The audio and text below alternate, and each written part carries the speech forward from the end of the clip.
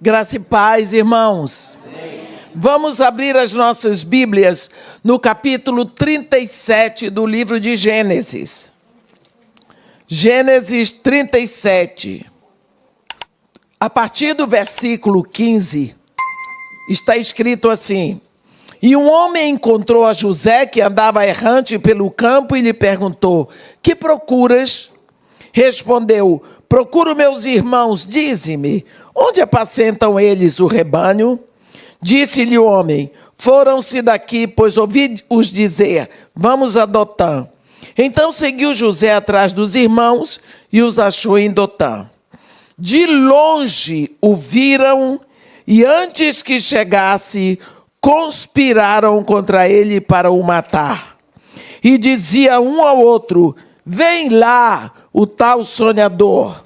Vinde, pois, matemo-lo e lancemo-lo numa dessas cisternas e diremos: um animal selvagem o comeu, e vejamos em que lhe darão os sonhos. Esse é o momento em que nós falamos sobre sonhos. Acabamos de ver sobre sonhos. E vejamos o que nós temos para aprender com José. Nós sabemos que José era muito jovem quando Deus começou a dar sonhos a José. Quando nós falamos de sonhos, nós às vezes consideramos o sonho só como uma manifestação onírica. Onirismo é a parte da psicologia que estuda os sonhos. Mas o sonho pode ser profético.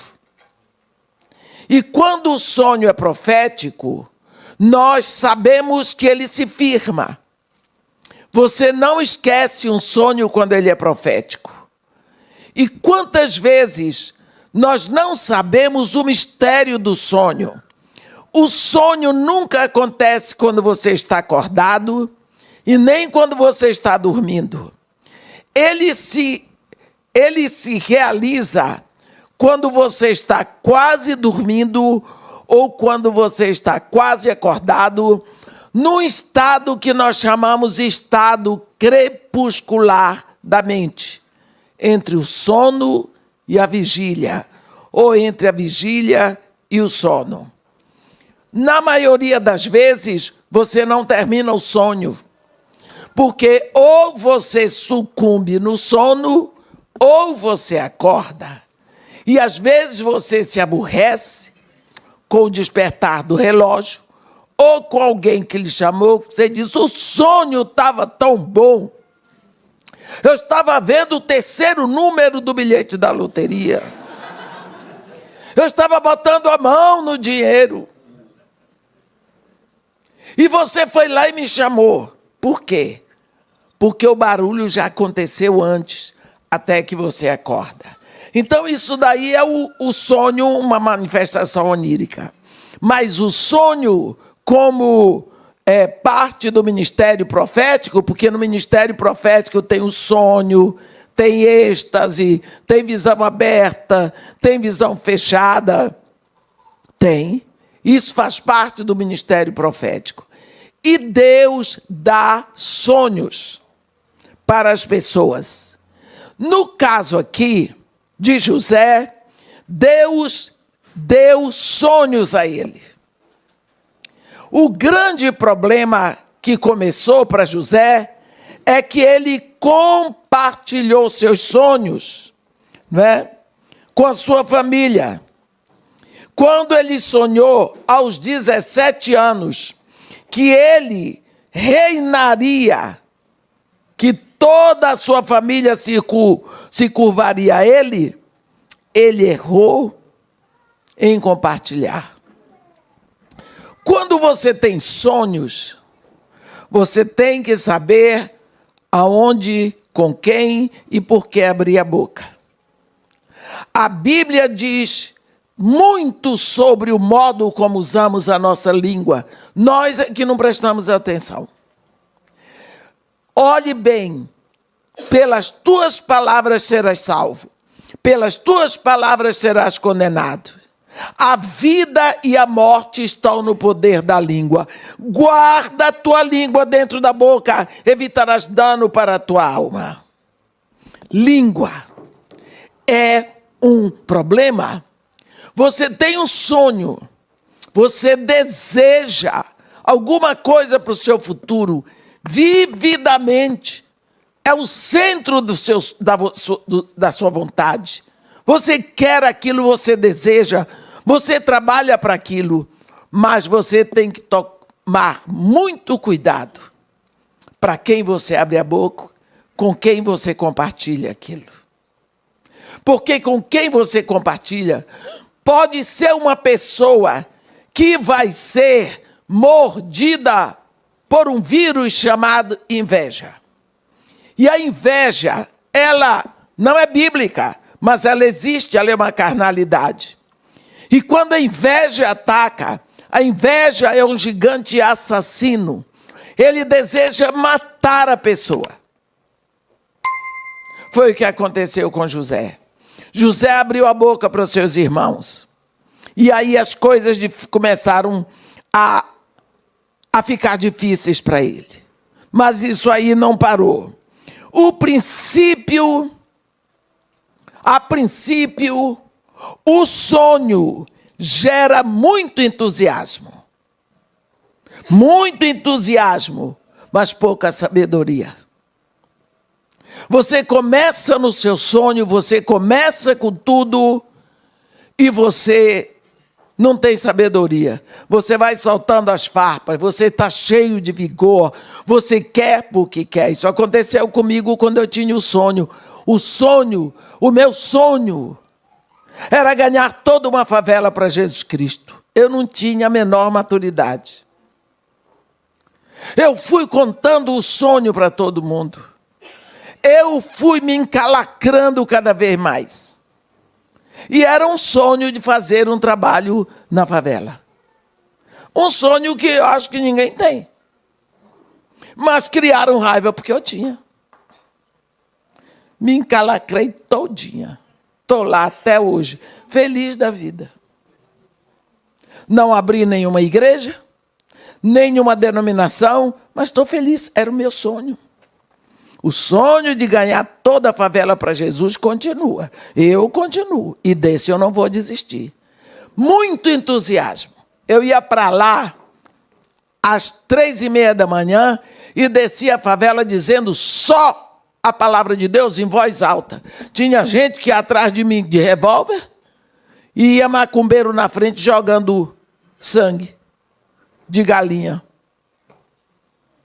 Era assim, foi assim que eu comecei. Mas aquilo gerava para mim um entusiasmo tão grande, porque era o meu sonho. Eu não desisti. Eu não tinha nenhuma sabedoria. Eu cheguei a dizer a Jesus, 2 anos, eu lhe dou essa favela. Olha, que mulher poderosa. 2 anos eu lhe dou essa favela. Foi em 1990.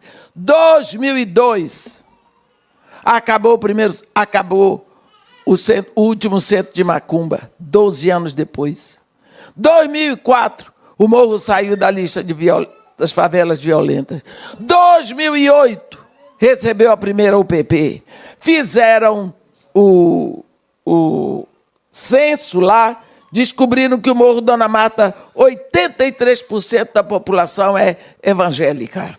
Até hoje eu estou atrás de dar o morro para Jesus, porque ele quer é discípulos, não são evangélicos. Porque discípulo de Jesus não casa grávida, não engravida solteiro. É atrás disso que eu ando, é isso que eu quero, esse é o meu sonho. Mas compartilhei com pessoas que me atrapalharam demais. Atrapalharam, fizeram de tudo o que você pode ver, para atrapalhar, para que eu não fizesse aquilo. A favela está lá, o Rio de Janeiro tem favela para todo lado, ninguém vai, mas porque achavam que eu estava querendo Ibope. estava querendo me mostrar, até hoje eu estou querendo me mostrar. Quando você tem um sonho, você tem que ter cuidado com ele. Cuide do seu sonho como você cuida do seu filho querido. Não entregue nas mãos dos outros. Não entregue nas mãos de quem não sabe cuidar. O sonho é seu, Deus deu a você. Então, cuidado com quem você compartilha os seus sonhos. Porque nós temos pessoas que nós não conhecemos o coração delas. A inveja é uma carnalidade. Ela existe. Primeiro pecado na terra, primeiro derramar de sangue foi por causa da inveja. Não é? Você lembra também quando isso acontece, nós lembramos que alguém quer aquilo que nós temos. E nós temos o sonho. E a pessoa quer o sonho. É por isso que ele fica com raiva. Quando José contou o sonho para os irmãos, eles ficaram ofendidos com o sonho de José. No engavete, às vezes você fica achando que está tão difícil. Chega aquela frase: não é possível que todo mundo esteja errado e eu estou certo. Diga assim: o sonho é meu, não é dos outros. Lembra da sunamita? A sunamita tinha o sonho. E o sonho era ter um filho. Mas como o marido dela era idoso, ela foi deixando para lá. Quando ela estendeu a mão para o profeta, que o profeta foi para a casa dela, que ela o chamou para comer na casa dela, ele disse: que devo fazer para demonstrar minha gratidão? Geazi foi claro: olha, ela não tem filhos. E o marido é velho. Quer dizer, se depender dele, não vai acontecer nada ali. E o profeta disse: é mesmo. O sonho de toda mulher é ter um filho. Se casou, quer ter filho. Chamou a moça e disse: de hoje em um ano abraçarás um filho. Não, homem de Deus, não mintas para tua serva. Eu creio que porque ela era rica, muita profetada ela tinha recebido, que ela ia engravidar. Não é? Porque ninguém profetiza coisas grandes para pobre, mas para rico todo mundo vai lá. Conheço uma mulher que tem um ministério. O ministério dela, ela chega para o fulano de tal, que é o empresário, e diz: Deus me mandou ficar jejuando e orando aqui no seu escritório por uma semana, bebendo água. E ela fica. E depois ela ganha coisa nova. Carro, apartamento, tudo isso. Isso aqui é uma profetada certeira. Mas ela não vai. Deus nunca manda ir num barraco lá do morro. Não manda. Não manda ir jejuar e orar lá na Cracolândia. Não entendo isso. Mas essa sulamita seguramente já tinha passado por muito. Aí ele disse, deixou para lá. Em um ano ela tinha um filho. Por que aquela mulher? Porque doeu. Porque ela disse: não mintas para a tua serva. Porque ele tocou no sonho que ela tinha engavetado. O sonho dela era de ser mãe. Mas quando ela viu que não podia, que não dava, o marido era idoso, ela engavetou o sonho. Botou lá na gaveta. O profeta veio e abriu. Doeu. Mas então foi realizado o sonho. Quando o menino morreu, ela foi atrás do profeta. Geazi vem falar com ela. Está tudo bem contigo? Com teu marido, com o menino? Ela disse: está tudo bem. O assunto não é com você, é com ele lá. Chegou diante do profeta e disse: por acaso pedi eu algum filho? Eu não lhe disse que não mentisse para mim. O profeta entendeu. Teve que ir com ela. E nós sabemos tudo o que aconteceu ali. Por quê? Sonho engavetado. Um sonho que você engaveta. Um sonho do qual você desiste é uma dor contínua na sua vida. José teve o sonho dele era precioso, mas era um sonho profético que Deus tinha dado para ele. E ganhou o apelido, o sonhador. Vem lá o sonhador, matemo-lo. José tinha feito algum mal para eles? Não, apenas tinha um chamado de Deus. O chamado para cuidar da família. Um chamado para prover para a família. Foi esse chamado que Deus deu para José. Mas isso despertou tanto ódio nos irmãos. Por que será que eles imediatamente, as pessoas, querem matar o seu sonho? Por que as pessoas se interessam em matar o sonho dos outros? Porque não ajudam a realizar. Por quê? Outro dia eu estava chegando no metrô, lá no Rio de Janeiro. Outro dia não, já tem uns anos. E veio lá um menino, tem uma família lá no morro, não sei se eles vão me ouvir, que tem 2 meninos e a moça. Um menino é George e o outro é Washington. Botou logo nos 2 o nome. É uma família, logicamente, muito humilde. E o George sempre me diz: o que você quer ser quando crescer? Eu quero ser piloto de trem. Nunca tinha ouvido falar isso, mas entendi que era aquele que fica lá dirigindo o trem.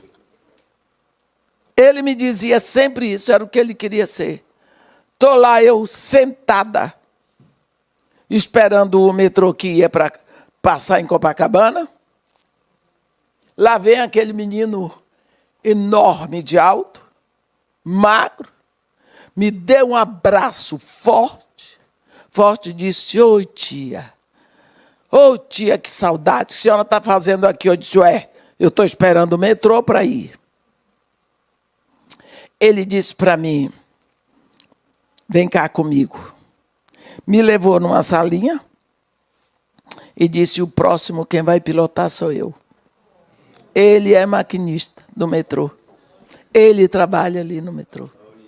Dizia quando era pequeno: eu tenho o hábito de orar pelos sonhos das minhas crianças.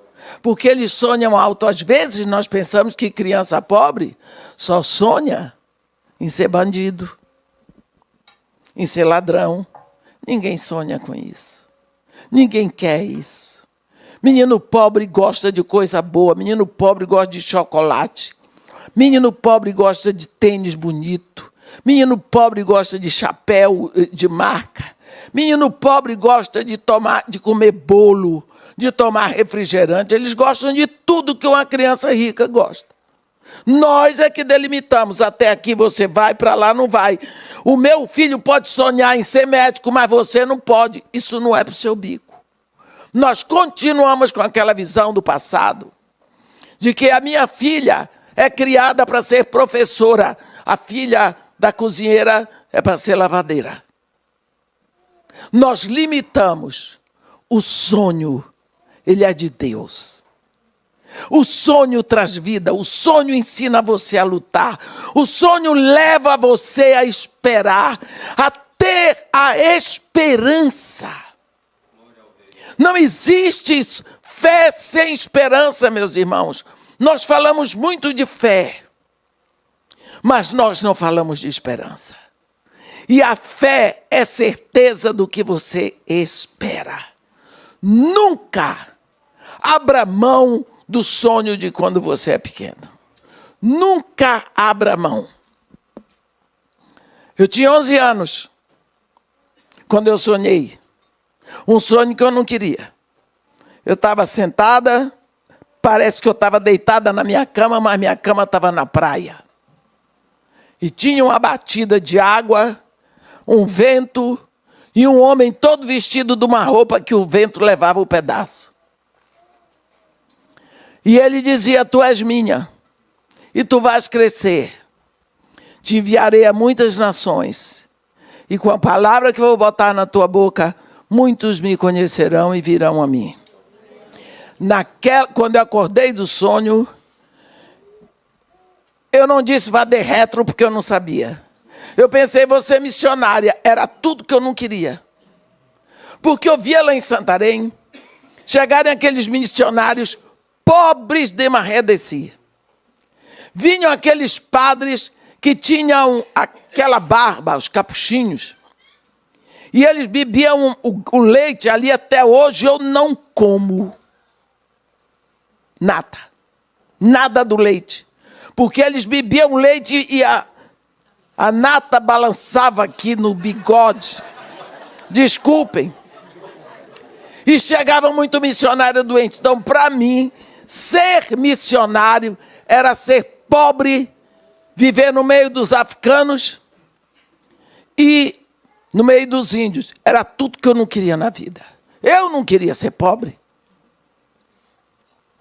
Guardei aquilo comigo, que eu não ia contar um sonho dele, porque um sonho desse é pesadelo. 11 anos. Eu era interna no colégio de freira. 32 anos. 32 anos eu estava. Quer dizer, 21 anos depois, né? Eu estava lá no Iraque. Quando a menina veio com a ovelhinha aqui, e eu disse, o que é que você tem aí? Porque você está braba, porque está voltando essa hora. Ela me mostrou quando fez assim na perna da ovelha. A ovelha deu um berro. A menina levantou os olhos para o sol escaldante. As lágrimas caíam aqui e ela gemeu. Ela gemeu. Um gemido de tanta dor. Eu venho aqui, eu ando com o pastor Seni há quase 30 anos. Nunca eu disse, pastor Seni, Deus me falou. Eu não digo isso. Eu ouvi a voz que eu ouvi aos 11 anos. Eu estou sofrendo a tua perna quebrada. Eu sou o teu pastor. Me deixa cuidar de ti. Eu estava num momento quase entrando numa depressão. Eu ouvi. Eu saí dali, fui, entrei em casa. A menina foi continuar a vida dela. E depois de muitos anos eu estava orando, de joelho no chão. Olha a oração. Eu sei quem é o Senhor. Se o Senhor me levar para o Brasil, eu vou fazer tudo o que o Senhor quer. Nós tínhamos que ficar 5 anos no Iraque. Era o contrato do meu marido com a Petrobras. Ele era engenheiro da Petrobras, mas foi emprestado para a Braspetro. Seriam 5 anos ali. E estava 3 anos e meio. Isso aconteceu em julho. 22 de setembro começou a guerra em Iraque. No 3º para o 4º dia, fugimos para o Kuwait, de lá para o Brasil, e eu comprei uma Bíblia. Procurei a minha igreja, que é uma igreja anglicana, comprei a Bíblia e comecei a comer. E começou a nascer o desejo por almas, principalmente por criança pobre. Principalmente por criança pobre. Começou e nunca mais parou. E o que é que eu faço hoje? Não foi a proposta dele na minha vida aos 11 anos? Foi. Não dependeu de homem nenhum, não dependeu de dinheiro, não dependeu de eu morar em outro país, só dependeu da proposta dele para mim. E eu percebo que durante todo esse tempo, Deus estava me levando aqui e ali para estudar. Deus abriu a oportunidade de estudo. Eu sempre tive os melhores professores, os melhores colégios, sem um tostão. Deus me preparando. Até no Iraque eu estudei. A história do fértil crescente. Sonho. Ele me deu aquele sonho aos 11 anos. A minha vida hoje é exatamente aquele sonho. Nunca abra mão de um sonho que você tem.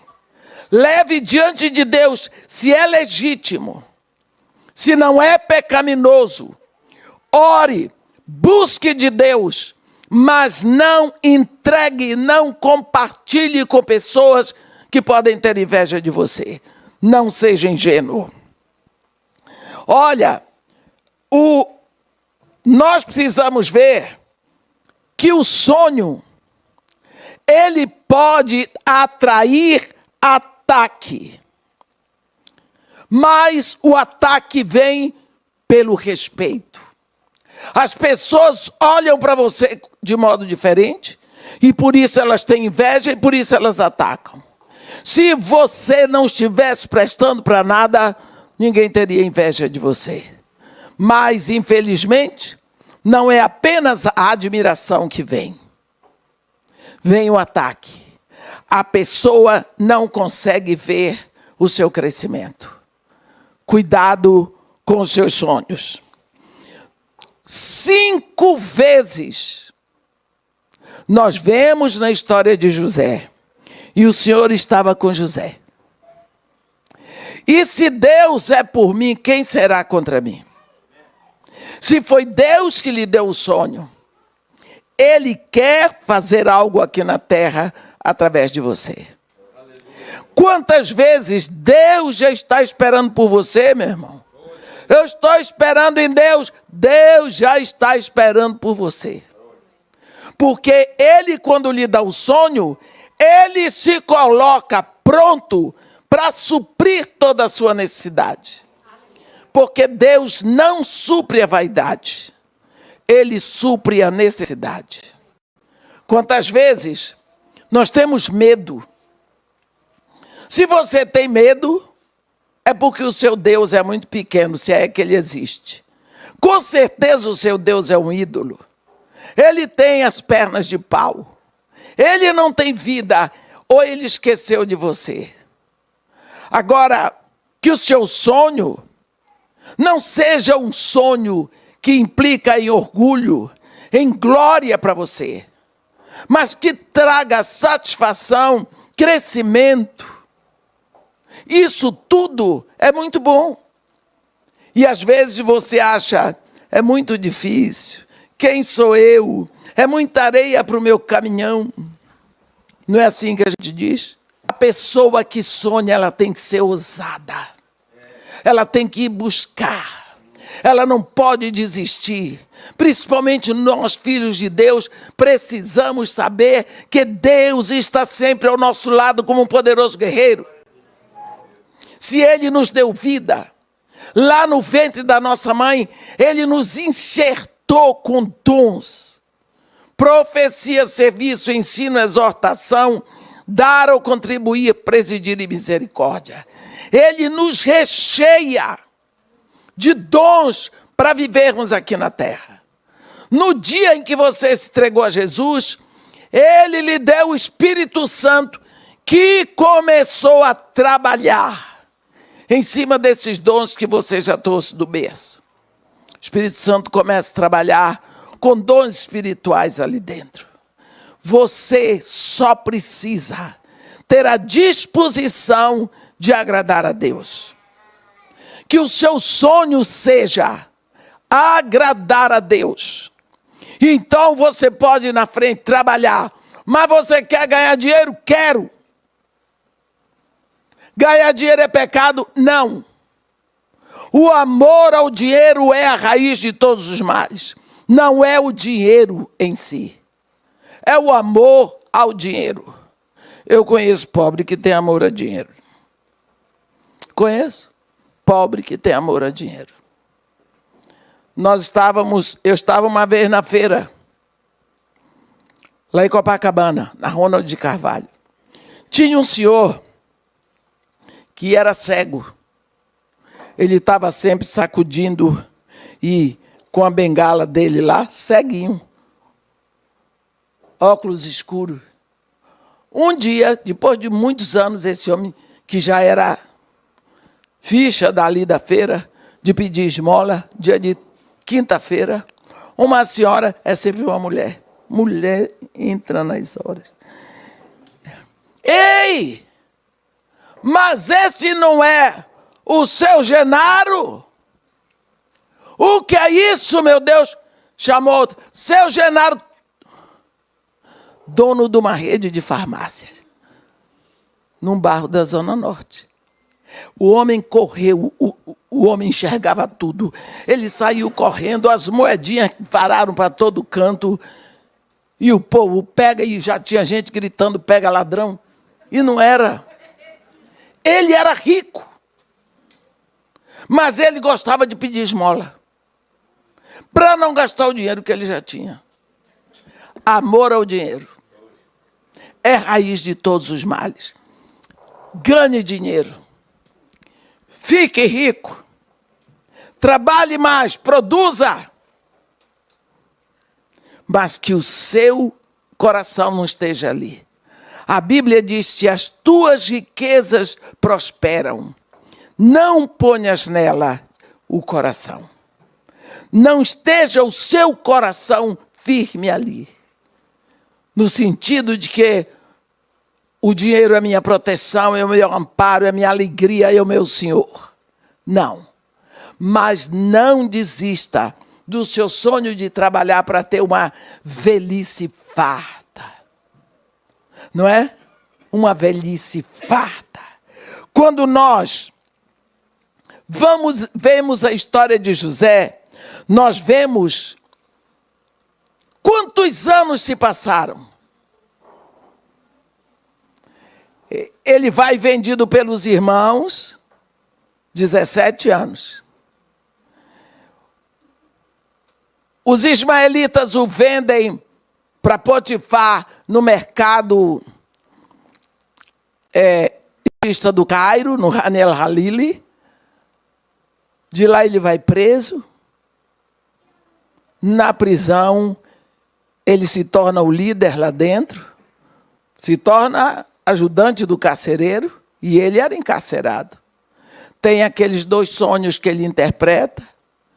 Depois de 2 levando à presença de Faraó, ele estava... O que é que Deus estava fazendo na vida de José esse tempo todo? Como ia se cumprir a promessa que Deus tinha feito a Abraão, a aliança de Deus com Abraão, quando Deus disse para Abraão: Abraão, sabe que certamente a tua descendência será reduzida à escravidão e será afligida num país estrangeiro por 400 anos. Mas eu os trarei para possuir a terra que hoje eu te dou, porque ainda não se encheu a medida da iniquidade dos amorreus. Deus tinha 400 anos para o Egito afligir, 400 anos para os amorreus pecarem, 400 anos para Israel sofrer. Olhe bem, 400 anos. Agora Deus teria que levar o povo para o Egito. No início eles não foram afligidos, mas depois foram. E qual seria o caminho? Vou levar José. Foi a forma de Deus levar José para o Egito. José tinha 23 anos, tinha 17 anos. Depois de 23 anos, o sonho dele se realizou. Foram 23 anos. Você já trabalhou um sonho 23 anos? Mas Deus trabalhou na vida dele. Como ele seria governador do Egito sem conhecer aquele povo? Então ele teve que conhecer a classe A do Egito. Saber como viviam os ricos. Então ele foi ser mordomo da casa de Potifar. Ele foi conhecer o que é que uma mulher rica pode fazer com o marido. Trazer empregado para dormir com ela na cama. Ele foi conhecer a raça de gente que era aquelas mulheres ricas. Parece que não mudou muito. Ele foi conhecer a sujeira dos bastidores. Ele foi aprender a língua egípcia. Depois dali, ele vai fazer um estágio na pior classe, na criminalidade. Ele foi conhecer como é que pensavam os criminosos. Ele foi ver como é que agiam os criminosos. Ele foi saber o baixo escalão do Egito. Então agora ele conhecia a high class e lowest class. Ele conhecia o que tinha de melhor e pior no Egito. Então agora ele vai ser o governador do Egito. Só agora ele estava preparado. Quando Deus deu o sonho para ele, ele tinha 17 anos, ele não tinha noção do que era isso. Ele viu o sonho, ele viu os feixes se curvando. Ele teve a visão, o sonho da lua e do sol, as estrelas. Mas ele não sabia o que era aquilo. Não tinha noção. Com o tempo, Deus, enquanto o preparava para a realização do sonho, Deus foi levando ele em lugares aqui e ali, para ele aprender, para ele estar pronto na hora da realização do sonho. Porque ele não sabia como era governar. Ele não sabia o que era o povo do Egito. José era um escravo, trazido de uma nação que não existia, de um povo que não existia. Um povo nômade pelo deserto. Era Jacó com sua família. Uma língua semítica que só eles falavam. Não tinha bandeira. Não tinha nome. Israel não existia. Só no plano de Deus. Esse moço chega ali. E ele levanta mais alto o nome de Jacó. Quando você vai ao Egito, que você chega no Museu do Cairo, tudo que você vê de melhor, Safenate Panefaneias. Quem? José. Se você vai conhecer o delta do Nilo, você vai ver todas as construções, que você fica impressionada como é que há tantos séculos atrás, aquele rapaz teve sabedoria, conhecimento para construir tudo aquilo. Ele, depois de 23 anos, ele vê o sonho dele cumprido. Reinou sobre a sua família, sim. Se reconciliou com seus irmãos. Salvou a família da fome. Salvou o Egito. Ele salvou o Egito da fome. Como um sonho que Deus deu a ele. Com todos os percalços, com todas as dificuldades, com todas as dores, ameaça de morte, odiado pelos seus irmãos, ele não desistiu. Quando o sonho é de Deus, você vai sofrer por ele.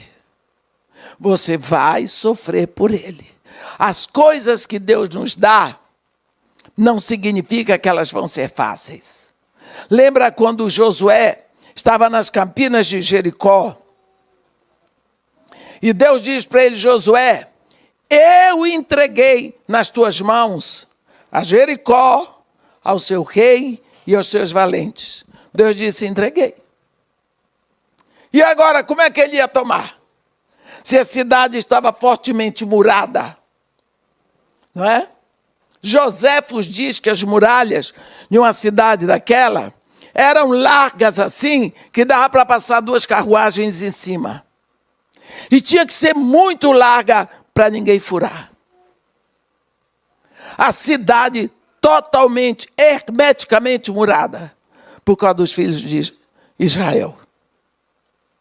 Mas Deus diz, eu entreguei nas tuas mãos. E agora foi buscar uma estratégia de Deus. E no final foi Deus que derrubou o muro para eles, porque grito não derruba muro. Na hora que eles gritaram, Deus derrubou a muralha para eles. O que eu quero dizer para você, meu irmão, é que você tem sonhos, talvez que não foram realizados quando você chegou aqui. E você veio com esse sonho para cá. Eu sou filha de imigrante, eu sei o que eu estou dizendo. Eu sei o que é ser filho de imigrante. Porque essa história que vocês passam todos, eu vi na minha casa, quando eu era pequena. Eu vi tudo isso. Você veio com sonhos. Você deixou o seu país porque você sonha com coisa maior. Não foi porque você queria piorar. Mas você tem muitos sonhos e, na grande maioria das vezes, seu sonho é poder estender a mão. Você começa a enfrentar e a descobrir que é tão difícil. E não é só difícil porque você está em outro país, mas é difícil que tem pessoas que dificultam. Dificilmente você encontra alguém que lhe dá um incentivo, que lhe dá uma palavra boa, que lhe põe para frente. Mas não desista, porque sonho não é para se jogar fora, é para cuidar dele como se cuida de um filho querido. Deus Deus lhe deu o sonho. Comece a possuir o sonho que Deus lhe deu e a trabalhar por ele, na oração e no trabalho. E você pode passar. Pode passar. 1 dia, 2 anos, o que for. Mas você verá o seu sonho realizado. Se você trabalhou por ele. Amém? Que Deus nos abençoe e nos guarde. Que faça resplandecer o seu rosto sobre nós. E tenha misericórdia de todos nós. Ó Senhor Deus nosso Pai. A tua palavra diz que os velhos sonharão. Os jovens terão visões. Eu te peço hoje, ó Pai, em nome de Jesus, que tu contemples cada coração aqui presente. Cada pessoa que deixou sua pátria, seus costumes, sua família, sua cultura, às vezes tendo prejuízo, mas deixaram e partiram olhando aquilo que estava no coração deles. Pai querido, eu te peço, não apenas que tu abra os olhos deles, mas que não deixa que eles sejam roubados da visão com a qual chegaram aqui. As dificuldades vão criando nuvens. As dificuldades vão fazendo desistir.